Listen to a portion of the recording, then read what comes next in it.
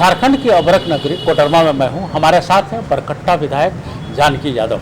हम जानते हैं लोकसभा संसदीय क्षेत्र कोडरमा के बारे में क्या स्थिति है और जानकी यादव जी क्या कर रहे हैं। ऐसा है कि उम्मीदवार की चर्चा इस बार लोकसभा के चुनाव में कम हो रही है। भारतीय जनता पार्टी की और देश के प्रधानमंत्री माननीय नरेंद्र मोदी की ही चर्चा हो रही है। और जहां जाएं, गांव में, शहर में, बाजार में, सिर्फ एक ही बात की चर्चा है कि मोदी जी को दोबारा प्रधानमंत्री बनाना है। और इस कोडरमा लोकसभा क्षेत्र में 6 विधानसभा पड़ते हैं। मैं लगभग 6 विधानसभा का भ्रमण दौरा कर चुका हूं और जो जनता का यहाँ अपार जन समर्थन मिल रहा है श्रीमती अन्नपूर्णा देवी जी को, और भारतीय जनता पार्टी मोदी जी के नाम पर जो यहाँ वोट मिलने जा रहा है, जब रिजल्ट होगा तो मुझे लगता है कोडरमा लोकसभा का चमत्कारी रिजल्ट होगा। ऐतिहासिक मतों से यहाँ श्रीमती अन्नपूर्णा देवी जीतेगी और दोबारा नरेंद्र मोदी प्रधानमंत्री बनेंगे। लेकिन महागठबंधन का यह कहना है कि भारतीय जनता पार्टी झूठ बोलती है बहुत। देखिए, महागठबंधन तो स्वयं झूठ की बुनियाद पर खड़ा है। उसके पास ना कोई नीति है, ना कोई सिद्धांत है, कोई नेता है। वो आज के तारीख में भी नहीं बता सकता है कि उनकी बहुमत आने पर कौन प्रधानमंत्री बनेगा। तो उनकी नीयत और नीति साफ नहीं है। वो सिर्फ ये हल्लाबाजी कर रहे हैं कि मोदी को नहीं बनने देना है प्रधानमंत्री, इसलिए इन लोग स्वार्थ का गठबंधन किए।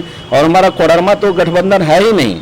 यहाँ आप सोच सकते हैं 2 उम्मीदवार जो लड़ रहे हैं, इनका क्या आज के तारीख में इनकी जमीन खिसक चुकी है। झारखंड विकास मोर्चा का तो हम लोगों ने बीजेपी में कब का विलय कर चुके हैं। उसके बाद वो ऐसे जगह से चुनाव लड़ रहे हैं जहां उनका इस बार कोडरमा की जनता 6 तारीख को बता देंगे कि हम किस स्थान पर हैं। दूसरा माले है, आप सोच सकते हैं जो आदमी उम्मीदवार राज्यसभा में एक लिखना पड़ता है, मैं भी विधायक बना हूँ, वो भी विधायक एक साथ बने हैं, जो राज्यसभा का वोट वो ठीक से नहीं डाल सकते हैं, तो पार्लियामेंट में वो क्या करेंगे। इसलिए जनता सब कुछ समझ चुकी है।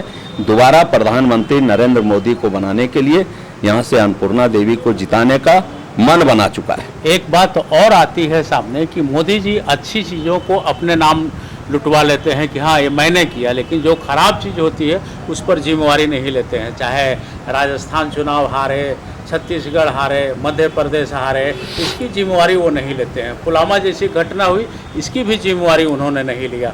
फिर अच्छा जो चीज़ होता है उसकी तारीफ में अपने ले लेते हैं। देखिए, चुनाव में हार और जीत ये होते रहता है, लेकिन मोदी जी ने जो आज 70 वर्षों के बाद गांव में हमारी जो महिलाएं थी, माताएं बहने के लिए जो शौचालय का निर्माण, जो मुफ्त में गैस चूल्हा, गैस कनेक्शन का देने का काम, 1 रुपये राशन देने का काम, पक्का प्रधानमंत्री आवास बनाने का काम, 5-5 लाख रुपया का प्रत्येक परिवार का आयुष्मान भारत के तहत मुफ्त इलाज करने का, ये क्या है? ये मोदी का देन नहीं है तो किनका है? पहले भी आवास बनता था, इंदिरा आवास, लोग अपना नाम जोड़ते थे, लेकिन मोदी जी ने तो सीधे कहा नहीं प्रधानमंत्री आवास योजना। तो इसमें मोदी जी क्रेडिट नहीं ले रहे हैं, वो ऐसा काम कर रहे हैं कि जनता खुद क्रेडिट दे रही है और कह रही है कि ऐसे व्यक्ति को दोबारा प्रधानमंत्री ये देश हित में बनना जरूरी है। और जिसकी आप चर्चा कर रहे हैं वो तो दिखा दिए कि 56 इंच का सीना किसी प्रधानमंत्री में है तो नरेंद्र मोदी में है।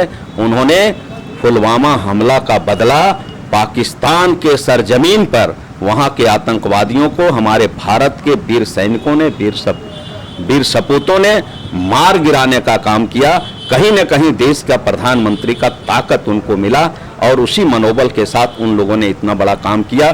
पूरे देश नहीं, दुनिया में जो अमेरिका और इजराइल माना जाता था कि अपने दुश्मनों को उसी के देश में जाग मारते थे, तीसरा शक्ति बना है भारत। इसमें मोदी जी का बहुत बड़ा क्रेडिट है। आज जनता इस बात को समझ रही है। आज जनता इस बात को समझ रही है। इसका खुलासा 23 मई को होगा। अब देखना है कि कोडरमा की जनता मोदी को प्रधानमंत्री बनाने के लिए यहाँ के भाजपा प्रत्याशी को दिल्ली भेजती है या रोकती है। सनमार्ग लाइव के लिए कैमरामैन दीपक के साथ मैं संजय समर, कोडरमा।